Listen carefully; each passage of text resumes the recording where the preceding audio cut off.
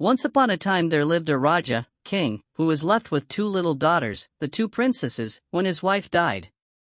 Not very long after his first wife died, he married again. His second wife did not care for her stepchildren and was often unkind to them. The Raja, their father, never troubled himself to look after them, but allowed his wife to treat them as she liked. This made the poor girls very unhappy, and one day one of them said to the other, "Let's not stay here anymore. Come away into the jungle, for nobody here cares whether we go or stay." So they both walked off into the jungle and lived for many days on jungle fruits. After they had wandered on for a long while, they came to a fine palace which belonged to an ogre, but both the ogre and his wife were out when they got there. One of the princesses said to the other, "This fine palace, in the middle of the jungle, can belong to no one but the horrible ogre that has hurt our people for so long. But no one is at home now, let's go in and see if we can find anything to eat. I am so tired of jungle fruit." So they went into the ogre's house and found some rice. One princess kept watch out of the window while the other boiled their dinner. They hadn't even finished their meal and put the dishes to the sink when the ogre and his wife returned home. The two princesses were so frightened that they ran up to the top of the house and hid themselves on the flat roof, where they could look down onto the inner courtyard of the house, and from the other could see the open country. But the rooftop was a favorite spot of the ogre and his wife. Here they would sit on the hot summer evenings or hang their clothes to dry in the open sun. The two princesses had to hide. They found shelter behind some stalks of corn, but that would not hide them for long. When the ogre came into the house, he looked around and said to his wife, "Somebody has been moving the furniture, everything looks different." "Wife, did you do this?" "No," she said, "I don't know who could have done all this." "Someone also has been cooking the rice," continued the ogre. "Wife, did you cook the rice?" "No," she answered. "I did not do it. I don't know who did." Then the ogre walked around and around several times with his nose up in the air, saying, "Someone is here now. I smell human flesh and blood. Where can they be?" "Stuff and nonsense," said the wife. "You smell flesh and blood, indeed. Why, with all the humans you killed only this morning, I should wonder if you didn't still smell flesh and blood." They went on quarreling this way until the ogre said, "Well, never mind, I don't know how it is, but I'm very thirsty. Let's go outside and drink some water." So both the ogre and his wife went to a well close to the house, and began letting down jars into it, and drawing up the water, and drinking it. And the princesses, who were on the top of the house, saw them. Now the younger of the two princesses was a very clever girl, and when she saw the ogre and his wife by the well, she said to her sister, "I will do something now that will be good for us and good for everyone." Running down quickly from the top of the house, she crept close behind the ogre and his wife as they stood on tiptoe over the side of the well. The girl grabbed hold of one of the ogre's heels with one hand and one of his wife's heels with her other hand, gave each a mighty push, and knocked the ogres down into the well. They both were drowned. The princess then returned to her sister and said, "I killed the ogres." "What, both of them?" cried her sister. "Yes, both," she said. "Won't they come back?" said her sister. "Never," she said. So the two princesses lived happily in the ogre's house for a long time. In it they found rich clothes and jewels, gold and silver, which the ogres had taken from people they had killed. Every morning the youngest princess would tend to the flocks of chickens and herds of cows, taking them off to pasture, while the older one stayed at home, cooked the dinner, and kept the house.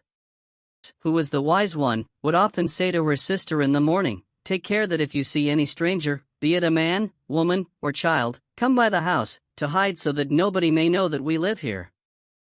If anyone should call out and ask for a drink of water, or any poor beggar ask for food, before you give it to them be sure you put on ragged clothes and cover your face with charcoal and make yourself as ugly looking as possible. Otherwise, seeing how fair you are, they might steal you away and we would never meet again." "Very well," her older sister would answer, "I will do as you say." But a long time passed, and no one ever came by that way. At last one day, after the younger princess had gone out, an old Rani, queen, the wife of a neighboring Raja, who had been traveling for many days with her attendants, came near the place when searching for water, for she and her people had been seeking all through the jungle for a stream, but could find none. When the Rani saw the fine palace, standing all by itself in the middle of the jungle, she was very much astonished and said, "It is a strange thing that anyone should have built such a house as this in the depths of the forest. Let us go in, the owners will doubtless give us a drink of water." "No, no, do not go," cried her attendants. "This is most assuredly the house of an ogre. I should scarcely think anything very terrible lives here, for there is not a sound stirring, nor a living creature to be seen." So she began tapping at the door, which was bolted, and called, "Will whoever owns this house give me and my people some water to drink?" But nobody answered, for the princess, who heard her coming, was busy up in her room, blacking her face with charcoal and covering her rich dress with rags. Then the Rani got impatient and shook the door, saying angrily, "Let me in, whoever you are. If you don't, I'll force the door open." At this the poor little princess got dreadfully frightened, and having blacked her face and made herself look as ugly as possible, she ran downstairs with a pitcher of water. Unbolting the door, she gave the Rani the pitcher to drink from, but the maiden did not speak, for she was afraid. Now the Rani was a very clever woman, and as she raised the pitcher to her mouth to drink the water, she thought to herself, "This is a very strange-looking creature who has brought me this jug of water. She would be pretty, but that her face seems to need washing, and her dress also is very untidy. What can that black stuff be on her face and hands? It looks very unnatural." And so instead of drinking the water, she threw it in the princess' face. The princess started back with a little cry while the water, trickling down her face, washed off the charcoal and showed her delicate features and beautiful complexion. The Rani caught hold of her hand and said, "Now tell me true, who are you? Where do you come from? Who are your father and mother? And why are you here alone by yourself in the jungle? Answer me, or I'll have your head cut off." And she summoned one of her guards, who drew his sword. The princess was so terrified she could hardly speak, but as best she could, she told how she was the daughter of a king, and had run away into the jungle because of her cruel stepmother, and finding the house had lived there ever since, and, having finished her story, she began to cry. Then the Rani said to her, "Pretty child, forgive me for my roughness, do not fear, I will take you home with me. As the daughter of a Raja you shall be a proper wife for my son."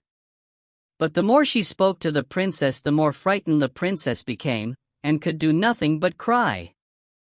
Now the girl had said nothing to the queen about her sister, nor even told her that she had one, for she thought, "This Rani says she will kill me, if she hears that I have a sister, they may kill her too." At last the Rani said to one of her servants, "Place this young lady in one of the palanquins and we will set off for home." And so they did.